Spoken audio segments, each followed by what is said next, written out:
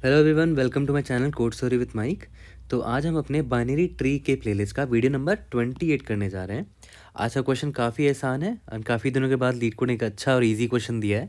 Leet code number 111, but we will be solving it using BFS as well as DFS। ठीक है। Minimum depth of binary tree question का नाम है और it has been asked by Amazon. और ये जगह आपको पता होगा ऑलरेडी कि इंस्टाग्राम, फेसबुक पर मैं इस नाम से अवेलेबल हूँ और ट्विटर पे इस नाम से अवेलेबल हूँ। If you like my channel you can definitely go there also. ठीक है। क्वेश्चन समझते हैं। बहुत सिंपल सा स्टेटमेंट है यार कि आपको मिनिमम डेप्थ निकालना है। एक बाइनरी ट्री दे रखा होगा, मिनिमम डेप्थ निकालना है। मिनिमम डेप्थ का डेफिनेशन बता दिया जो कि काफ़ी हेल्प किया समझने में इस क्वेश्चन को, कि नंबर ऑफ नोड्स निकालने हैं along the shortest path from the root node to the nearest leaf node. ठीक है। मतलब ये एग्जांपल देख लो, ये मेरा रूट है। ठीक है। रूट से सबसे पास में कौन सा लीफ नोड है? लीफ नोड तो बहुत सारे दिख रहे हैं, एक ये और एक ये। सबसे पास में लीफ नोड कौन सा है भाई? ये वाला है ना। सबसे पास में लीफ नोड ये है। तो कितने नोड हो गए इस पाथ में? इस पाथ में 2 नोड हो गए, 1 2, वही मेरा आंसर है। आउटपुट है इसका 2। ठीक है। तो इसका सोल्यूशन भी बहुत सिंपल ही है, क्योंकि ऐसे क्वेश्चन आपने ऑलरेडी बना रखे होंगे कॉलेज में भी। हाइट या डेप्थ निकालने का क्वेश्चन बहुत बार दे रखा होगा टीचर ने कॉलेज में। तो सबसे पहले सबसे इंट्यूटिव तरीका जो मुझे क्या लगा, सबसे इंट्यूटिव तरीका एक्चुअली में इसका BFS है। रीज़न क्या है वो मैं बताता हूँ। कि जैसे ही मुझे सबसे पहला लीफ मिल गया जैसे ही मुझे सबसे पहला नोड मिल गया जो लीफ नोड है, मैं उसी वक्त बता दूंगा कि भाई कहानी ख़त्म हो चुकी है। मैं क्या बोल रहा हूँ फिर से रिपीट करता हूँ। याद करो, लेवल ऑर्डर ट्रेवर्सल में क्या करते थे? एक बार में एक लेवल पूरा का पूरा ट्रेवर्स कर लेते थे। इस लेवल की बात देखो, इस लेवल, ये लेवल 1 है ना, इसमें रूट है। क्या अभी ये लीफ नोड है? नहीं, रूट जो है वो लीफ नोड तो नहीं है। तो इसका लेफ्ट और राइट चाइल्ड को डाल दो क्यू में। फिर नेक्स्ट लेवल पर आए। ठीक है। तो नेक्स्ट लेवल पर ये दोनों नोड है। लेवल क्या है? लेवल नंबर 2 है ये। तो इस लेवल में जैसे ही मैंने देखा कि अच्छा मुझे एक लीफ नोड मिल गया, मैं कुछ नहीं इधर से ही रिटर्न कर जाऊँगा आँख बंद करके, लेवल की वैल्यू 2। ठीक है। क्योंकि ऑब्वियस सी बात है, सबसे पहला मुझे लीफ नोड यहाँ मिल गया है, मैं इधर ही रिटर्न कर जाऊँगा। नीचे क्यों जाऊँगा? नीचे भी लीफ नोड है, पता है मुझे, बट सबसे पहला लीफ नोड मुझे ऊपर ही मिल जाएगा क्योंकि मैं लेवल बाय लेवल ट्रैवर्स कर रहा हूँ। ठीक है। तो इसका सोल्यूशन भी बहुत सिंपल होगा। आप नॉर्मल BFS तो लिख ही सकते हो, है ना। नॉर्मल BFS लिख सकते हो ना ईजिली। और जैसे ही आप उसमें से कि आपको ऐसा नोड मिल गया जो कि एक लीफ नोड है, आप उसी वक्त लेवल की वैल्यू रिटर्न कर दो। और सबसे बड़ा कन्फ्यूजन जो लोगों को होता है कि BFS के 2 तरीके आप लोगों ने पढ़े होंगे। एक तो ये होता है सिंपल सा, while not of Q dot empty. ठीक है। उसमें क्या होता है कि एक जो फ्रंट में जो है उसको निकाल लिया क्यू डॉट फ्रंट करके और उसको पॉप कर लिया। ठीक है। फिर देखते हैं कि इस टेम्प का लेफ्ट है और राइट है तो क्यू में डाल देते हैं। और एक इम्प्लीमेंटेशन होता है while not of Q dot empty. ठीक है। उसके बाद साइज़ निकालते हैं, कितना नोड है अभी मेरे करंट लेवल में, क्यू डॉट साइज़। ठीक है। और उसके बाद अंदर एक वाइल लूप लिखते हैं n करके, कि इस लेवल में जितना नोड है सबको एक बार में प्रोसेस कर लेना है। ठीक है। तो जब भी मैंने हमेशा आपको बोला है, अगर नहीं भी बोला तो कोई दिक्कत नहीं, आज सीख लो कि जब भी लेवल वाली बात हो रही हो ना क्वेश्चन में, लेवल या डेप्थ वाली बात हो रही हो, तो इस फॉर्मूला पर इस वाले तरीके को लिखना BFS में, वरना ये वाला तरीका इज़ ऑल्सो फाइन।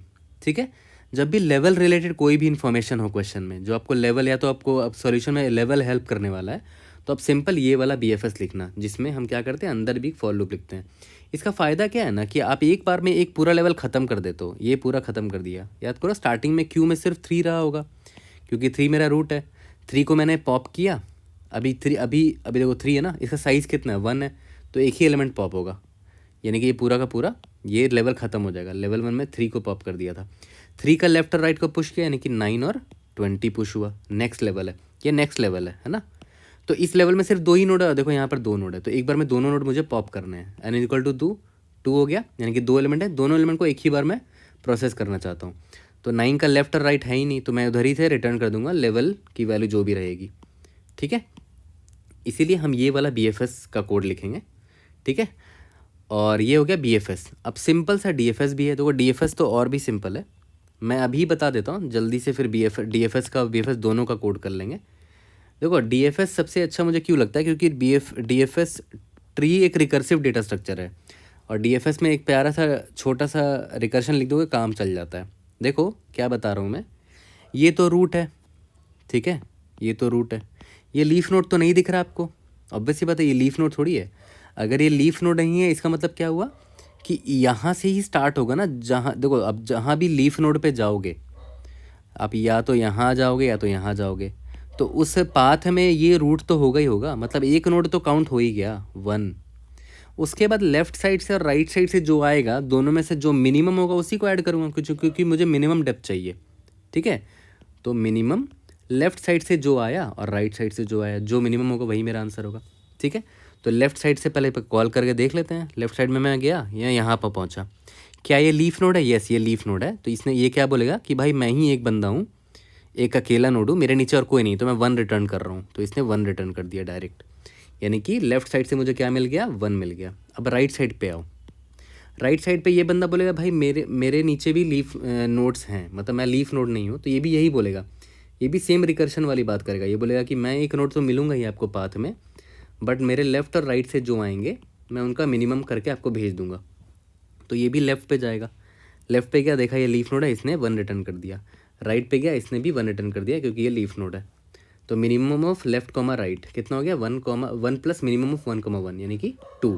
तो ये रिटर्न क्या करेगा? 2 रिटर्न करेगा। इसके लेफ्ट से 1 आया, इसके राइट से क्या आया? 2 आया। दोनों में से जो मिनिमम उसी को ऐड करोगे, तो 1 प्लस मिनिमम ऑफ 1, 1 यानी कि आंसर 2 होगा।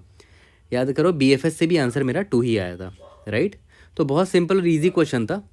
जल्दी से इसको सॉल्व करके फिनिश कर लेते हैं इस क्वेश्चन को। तो चलो जल्दी से क्या करते हैं, सबसे पहले बीएफएस से इसका कोड फिनिश कर लेते हैं, ठीक है। तो बीएफएस में मैंने क्या बोला था कि मैं क्यू लूँगा, ट्री नोड एस्ट्रिक्स का क्यू ले लिया, ठीक है। क्यू में पुश किया रूट को, ठीक है। सबसे पहले तो ये चेक कर लो कि अगर रूट मेरा नल के बराबर है तो मैं कुछ नहीं रिटर्न करूँगा, सिंपली 0 रिटर्न कर दूँगा, ठीक है। Int depth is equal to 1 लिख देता हूँ, क्यों? क्योंकि अभी एक रूट तो मैंने देख लिया ना, तो डेप्थ 1 से तो स्टार्ट हो गई होगा, ठीक है। While not of Q dot empty, ठीक है, जब तक क्यू एम्प्टी नहीं हो जाता। ट्री नोड सॉरी, सबसे पहले मैंने क्या बोला, सिंस लेवल वाली बात हो रही है तो पहले साइज़ निकाल लो, क्यू डॉट साइज़, और एक बार में सारे लेवल, उस लेवल के नोड को सबको प्रोसेस कर लो। वाइल n माइनस माइनस, ठीक है, tree node asterisk temp is equal to q dot front q dot pop, ठीक है। अब यहाँ पर मैंने क्या बोला कि अगर टेम्प का लेफ्ट भी नल है एंड टेम्प का राइट भी अगर नल है, मतलब वो लीफ नोड है, पहला लीफ नोड मिल गया।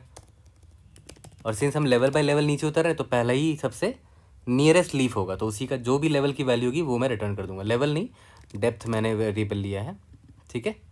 यहाँ तक क्लियर है। अगर ऐसा नहीं है तो मैं क्या करूँगा, अगर टेम्प का लेफ्ट प्रेजेंट है, is not equal to null है, तो मैं क्यू डॉट पुश कर दूंगा टेम्प का लेफ्ट। सिमिलरली अगर टेम्प का राइट प्रेजेंट है तो टेम्प का राइट पुश कर दूंगा। यहाँ तक क्लियर है, बहुत सिंपल है। और जैसे ही ये लेवल ख़त्म हो जाएगा, वाइल n माइनस माइनस वाला लूप ख़त्म होगा, तो मतलब एक डेप्थ बढ़ चुका है, तो डेप्थ प्लस प्लस कर दूंगा। और लास्ट में मैं रिटर्न क्या कर देता हूँ, -1 कर देता हूँ, क्योंकि मैं पहुँच तो जाऊँगा ही कभी ना कभी लीफ नोड पे, तो लास्ट में मैं -1 रिटर्न कर दे रहा हूँ। सबमिट करके देखते हैं, काफ़ी सिंपल सा क्वेश्चन था, ठीक है। लेट्स सी, यस, सबमिट कर लेते हैं। If we are able to pass all the test cases और not. Indeed yes, we have solve this question using BFS। अब जल्दी से DFS सॉल्व करते हैं। DFS तो और भी ईजी है, इसको क्लियर करते हैं यहाँ पर। और यहाँ पर फिर से वही चेक डाल देते हैं, अगर रूट जो मेरा नल के बराबर है तो मतलब कुछ है ही नहीं ना, डेप्थ तो है ही नहीं, ट्री ही नहीं है मेरे पास, ठीक है। अब मैंने आपको बताया था कि इसको ऐसे भी लिख सकते हो, not of root, root is equal to null की जगह ये भी लिख सकते हो, ठीक है। ये शॉर्टकट है थोड़ा। और एक और चीज़ सोचो कि अगर रूट का लेफ्ट इज भी नल हुआ एंड रूट का राइट भी नल हुआ, मतलब वो लीफ नोड है ना, मतलब वो लीफ नोड है, तो सिंपली 1 रिटर्न कर दो। वो एकमात्र बंदा एक नोड है तो 1 रिटर्न कर देगा। मैंने यही तो बताया था DFS में कि वो लीफ नोड है भाई, वो तो अकेला एक नोड है, तो 1 रिटर्न कर देगा कि मैं ही एक नोड हूँ इस पाथ में, ठीक है। अब क्या करूँगा, मैंने क्या बोला, लेफ़्ट से निकाल लूँगा, ठीक है। लेफ़्ट से निकाल लिया, रूट का लेफ़्ट भेज दिया, ठीक है, इंट राइट से निकाल लिया और रूट का राइट भेज दिया, ठीक है।